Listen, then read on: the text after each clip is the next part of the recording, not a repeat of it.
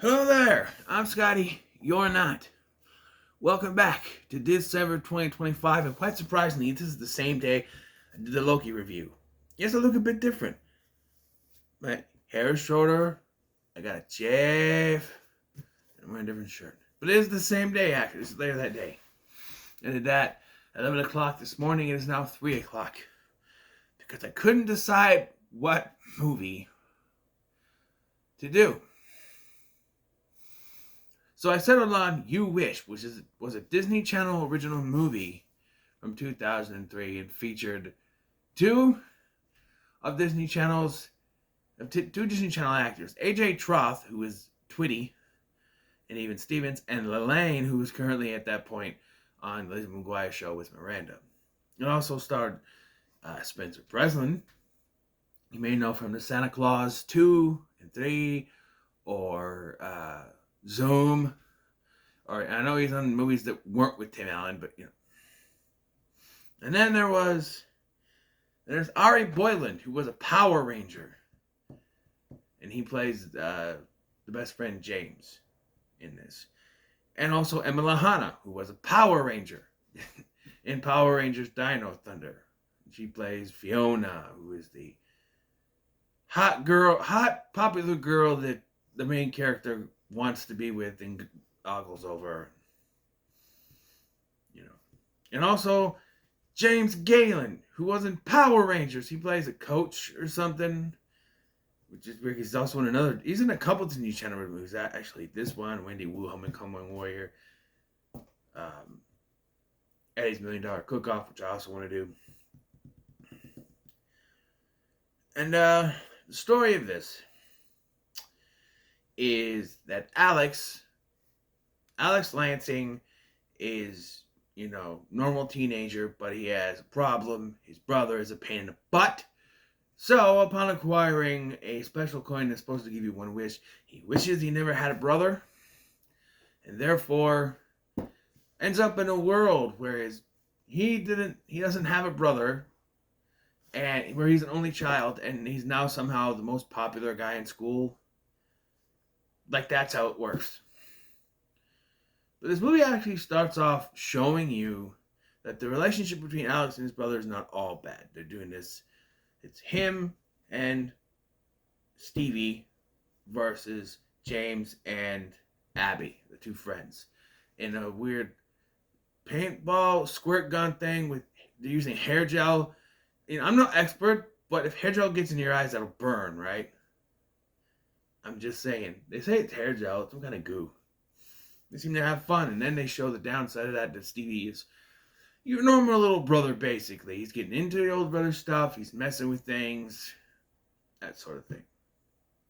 And Alex totally takes it out of hand. But there are a couple things in this early part that really got to me. And the first part is when they go to this pet adoption farm thing, and Alex clearly states he wants to get a dog. And so he finds the dog he wants, and when he says, "I want a dog," Stevie goes, "No!" And they get a fucking turkey. You cannot have turkeys as domestic pets. It is illegal. I got stuff in my glasses. Hold on.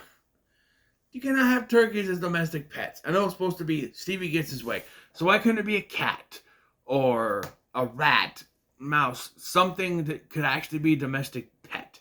Turkeys cannot be pets. They're dinner. I'm just saying. It's not how it works. But here's the biggest part. So Alex is on the football team, but he sits bench because that's what he does. And so his brother knows this, but decides to do the whole cheer squad thing up there. Go, Alex, go. Where he's sitting on the bench. And yeah.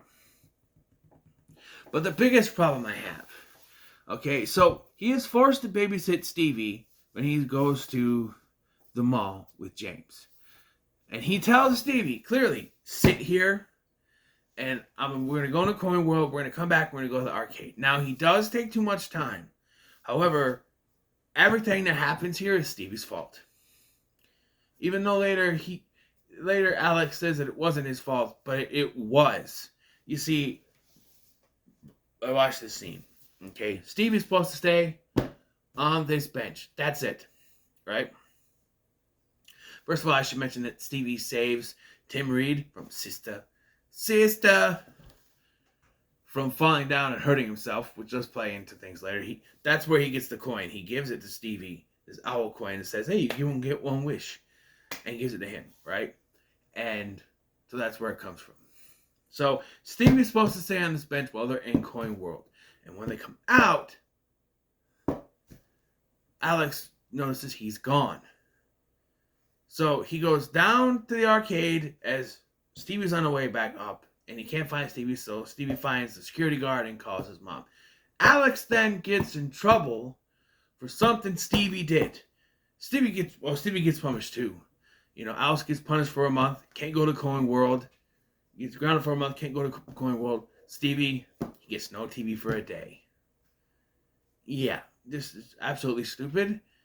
This was Stevie's fault. I understand that Alex was taking too long. I'm not saying Alex had no fault in this, but he was taking too long. That is the only thing that he did wrong. Stevie was supposed to stay there. All right? Stevie left. Stevie walked off. Stevie got lost. Alex did nothing. Alex did nothing. He didn't tell him to kiss off. He didn't tell him to go away. He said, sit right there. Do not move. Stevie did not listen. Therefore, Stevie should be in bigger trouble than Alex. But we got to make Alex's life look like shit so he can make that wish. And he does. He wishes he no longer had a brother, which somehow completely changes his life. Now his parents are rich, which I guess you could say that works because they didn't have to pay for the extra child. Live in a house that's completely blue. Alex's hair is now coiffed perfectly instead of being all messy like it was before. He's now popular and a big star on the football team. He's dating Fiona, and he's not friends with James and Abby. Because making one little wish would change all that. Now I know that the Flash movie dictated that, you know, one little thing can make the spaghetti all crazy. Sure, fine. But not having a brother completely changes your place in popularity market.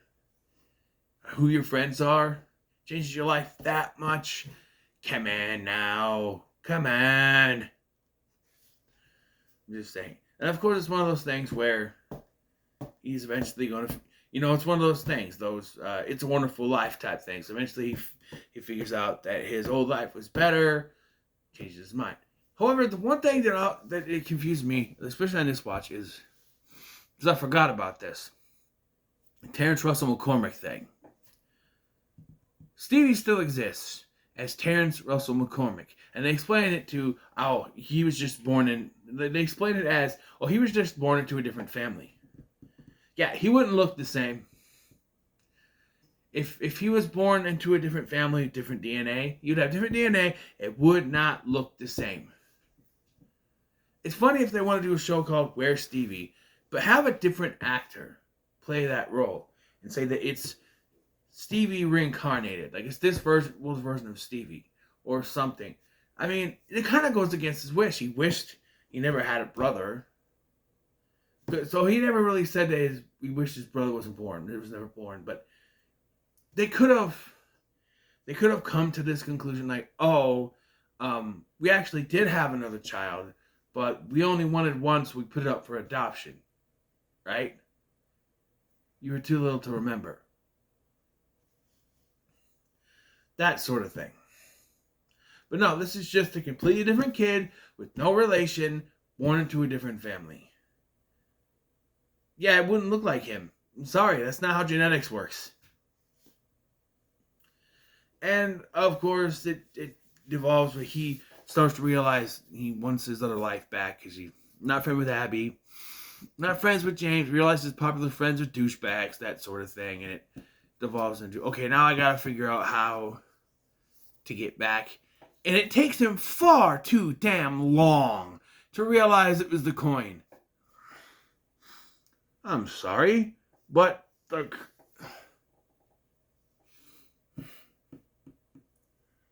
I think he realizes it later, but like he wants to change things back. He figures out it's a coin when Stevie drops a quarter, or Terrence drops a quarter. So, because he basically kidnaps Terrence, for lack of a better term, and it just sort of swept under the rug because neither of them wants a publicity stunt. And quite honestly, again, it was Terrence's fault. It was his idea. He wanted to walk with him. I know Alex technically had the plan, but still. Oh, and by the way, the scene was like, you know you're left and right, right?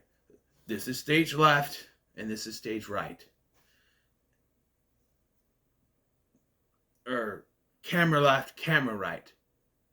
But because you're looking here, camera left, camera right, it would be the opposite. You're moving to the left camera because they're shooting this way. So they're shooting the camera here on your right, but it's their left. So it's camera left, right? And then this is their right, but your left. So when he says camera right, it's actually his left. So or camera left, camera right, whatever. So it says, hey, go left.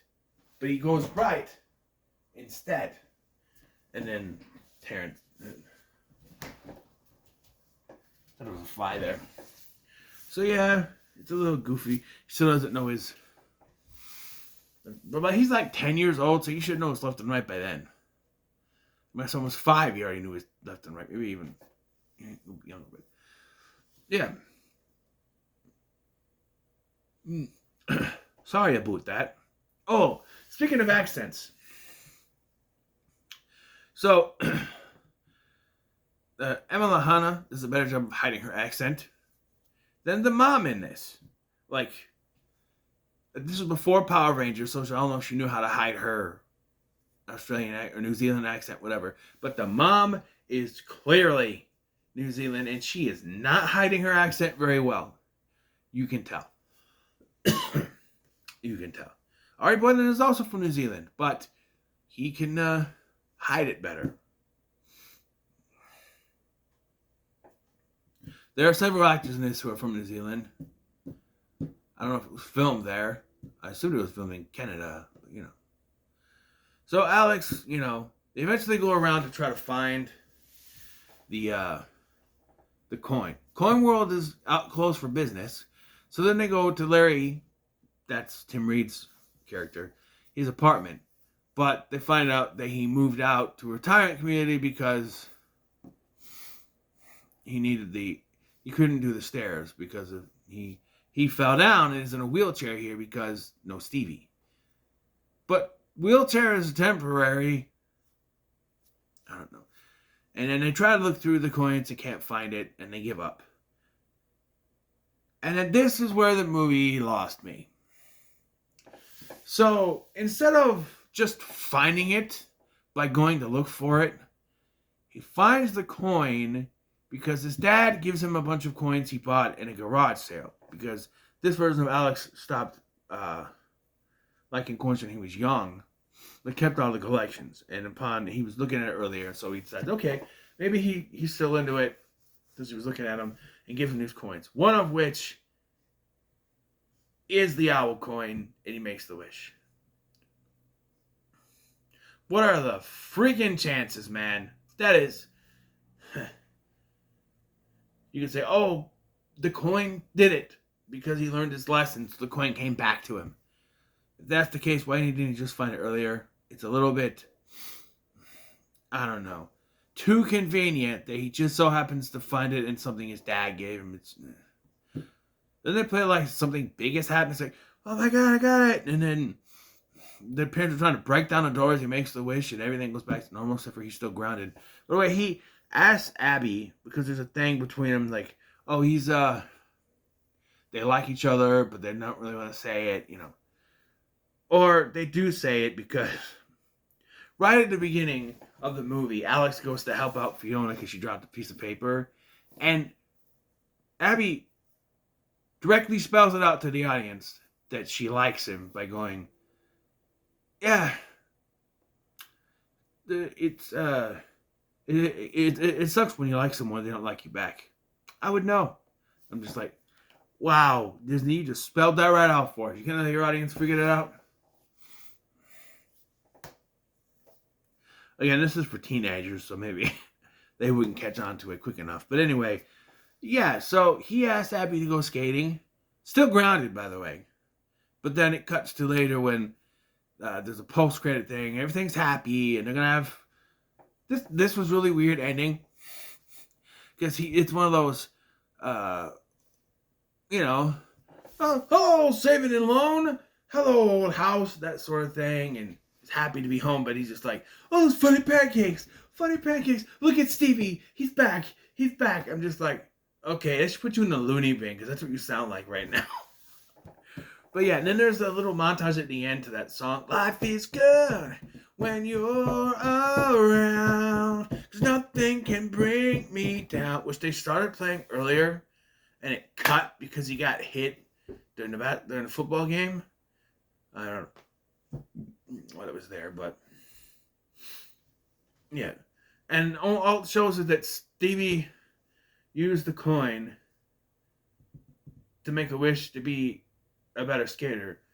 However, the coin should not work anymore because Alex already made a wish. Unless it's one wish per person. Then it works, I guess. But I don't know. I thought it was just one wish period.